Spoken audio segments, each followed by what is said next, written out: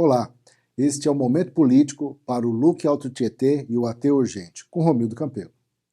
Nos meus comentários dessa semana, você vai perceber que eu vou citar a vinda de vários deputados à nossa região, e nós temos tido visita de ministros e uma mudança do peso político do Alto Tietê com relação ao governo federal. Uma presença constante de deputados que não são da nossa região, mas que estão fazendo questão de vir aqui, marcar presença, representar o governo federal.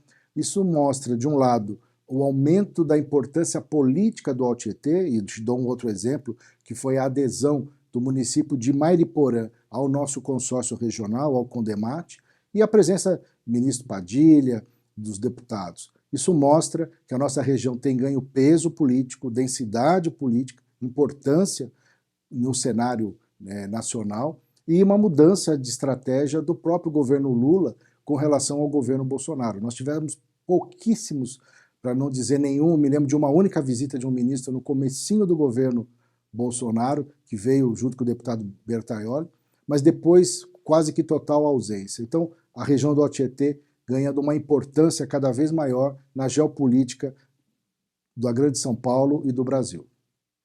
A análise hoje para Suzano, nessa semana, são dois fatos importantes. Um, de certo modo, administrativo, que o vice-prefeito Valmir Pinto assumiu interinamente a prefeitura por motivo de viagem do prefeito Rodrigo Achiuchi. Ele está como prefeito em exercício até o dia 13 de junho. E no dia 2 de junho, sexta-feira agora, o Valmir Pinto fará o ato público de filiação dele ao Partido Verde. Ele filia ao Partido Verde, passa a compor a Federação Brasil da Esperança e é um pré-candidato a prefeito exatamente pela Federação Brasil da Esperança. Esse é um fato que mexe certamente com a política de Suzano, não apenas porque a candidatura dele como prefeito, mas é a escolha de ir para o Partido Verde, compor a Federação Brasil da Esperança, onde está também o PT, o Partido dos Trabalhadores, e o PCdoB. Digo porque é uma mudança de posição, ele sai do PSB e vai para a federação exatamente para estar próximo ao PT, próximo ao governo Lula, às forças progressistas, e vem tentando costurar uma candidatura que represente os dois governos no qual ele trabalhou. A esquerda, quando foi secretário do prefeito Marcelo Cândido, secretário de Cultura por 8 anos do Marcelo Cândido, e agora, além de vice-prefeito, também secretário de Cultura do prefeito Rodrigo Achiuchi, ele no PL. Então, a candidatura do Valmir tenta ser uma soma das duas experiências administrativas de Suzano. Então, vale acompanhar e conferir esse ato de filiação no dia 2 e os desdobramentos daqui para frente, neste próximo ano, que é o período que falta para dar início ao processo eleitoral propriamente dito. Então, é um ano agora de pré-campanha do Valmir Pinto como filiado ao Partido Verde, representante da Federação Brasil da Esperança e pré-candidato a prefeito de Suzano.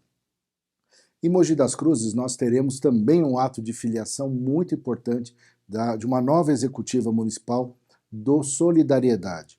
O Solidariedade muda de mão e muda radicalmente de posicionamento político. Ele até agora era presidido pelo Guto Maiolo, um aliado de primeira hora, um aliado fiel ao prefeito Caio Cunha, e o partido, na sua direção nacional, mudou o partido de rumo e passa a ser presidido pelo Davi Martins, sindicalista, ligado diretamente ao Paulinho da Força, presidente do partido, e o Gigante e outras forças sindicais aqui de Mogi das Cruzes, mas a mudança é de direção e é de posicionamento político, porque deixa de apoiar o prefeito Caio Cunha e passa a apoiar o pré-candidato a prefeito Rodrigo Valverde. Então, Solidariedade muda seu posicionamento, muda sua estratégia eleitoral e vai, a partir de agora, compor o grupo de partidos na pré-campanha do Rodrigo Valverde. Então, a gente percebe aí a movimentação, o fortalecimento, as articulações de pré-campanha de Mogi das Cruzes. Resta ainda duas perguntas aí. Uma, qual será o posicionamento da vereadora Malu Fernandes, vereadora eleita pelo Solidariedade, se ela continuará ou não no partido para a disputa eleitoral do ano que vem. Ela terá que aguardar a abertura da chamada janela partidária, que só vai acontecer no ano que vem. Mas é um fato que a gente precisa observar. E a outra análise desta mudança do Solidariedade é o balanço de forças políticas da eleição municipal. Nós tivemos recentemente, coisa de pouco mais de 10 dias atrás, a mudança no comando do Partido Republicanos, que saiu da base do prefeito Caio Cunha e foi compor a base do deputado Bertaioli e do presidente Valdemar Costa Neto. Agora o Solidariedade também sai da base do prefeito Caio Cunha e vai compor a base do candidato Rodrigo Valverde.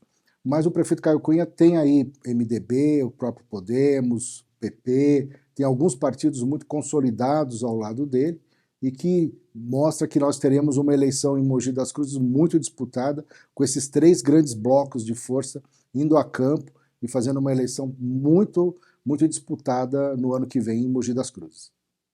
Em Mogi das Cruzes nós tivemos a visita do deputado federal Gilmar Tato, que veio numa atividade coordenada pelo vereador Iduígues Martins, os dois do PT. Nós temos recebido sistematicamente visita de deputados, ministros na nossa região, e o deputado Gilmar Tato veio falar sobre alguns temas do mandato, mas principalmente a questão da mobilidade urbana, que é um tema que ele trabalha, até porque ele foi secretário de transporte do governo do prefeito Fernando Haddad na capital e implantou as ciclovias na cidade de São Paulo. E levou daqui de Mogi algumas contribuições para o seu projeto de mobilidade gratuita, porque a questão do transporte público é um direito constitucional, mas que a gente ainda não tem equacionado corretamente a forma de financiar o transporte público. E levou algumas ideias para que, por exemplo, o transporte dos alunos possa ser financiado pelo Fundeb ou pelo FNDE, o Fundo da Educação Básica ou o Fundo de Desenvolvimento da Educação. Quer dizer, permitir que as prefeituras possam usar este recurso da educação para complementar o transporte dos alunos. E uma outra proposta foi a possibilidade de o Vale Transporte ir diretamente para o fundo de transporte e não para o trabalhador. Ou seja, o patrão continua, o empregador continua a recolher o Vale Transporte, mas ele passar a compor o fundo de transporte público e dessa maneira financiar para os trabalhadores de modo geral o transporte público. Então são 2 exemplos aí de categorias ou de perfis de população que poderiam ser beneficiados por essa mudança na legislação. Dentro dessa vinda cada vez mais constante de deputados para a nossa região, nós teremos na quinta-feira um debate em Salesópolis com a presença dos deputados Jorge do Carmo e Emílio de Souza, ambos do PT, estarão na cooperativa lá em Salesópolis num debate sobre a privatização da Sabesp.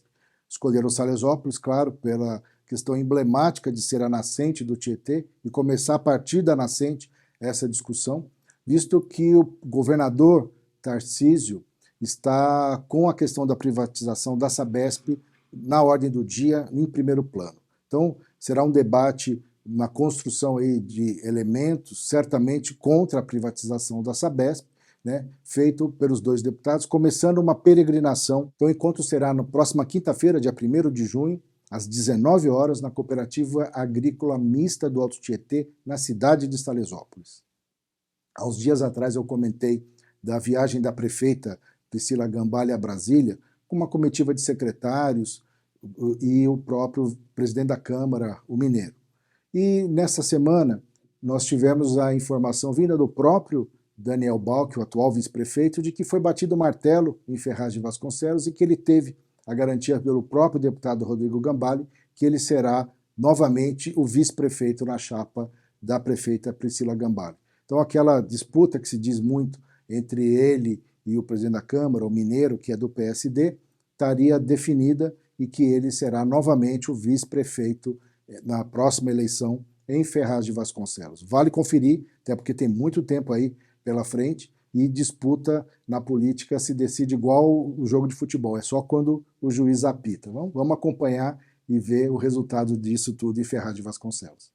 Esse foi o Momento Político para o Luque Alto Tietê e o AT Urgente, e te convido para conversar comigo através do meu WhatsApp, o 11 9 50 20 11 43. Gostaria de te ouvir e conversar contigo para saber sua opinião sobre o momento político e a política da região do Alto Tietê. Um grande abraço e até a próxima.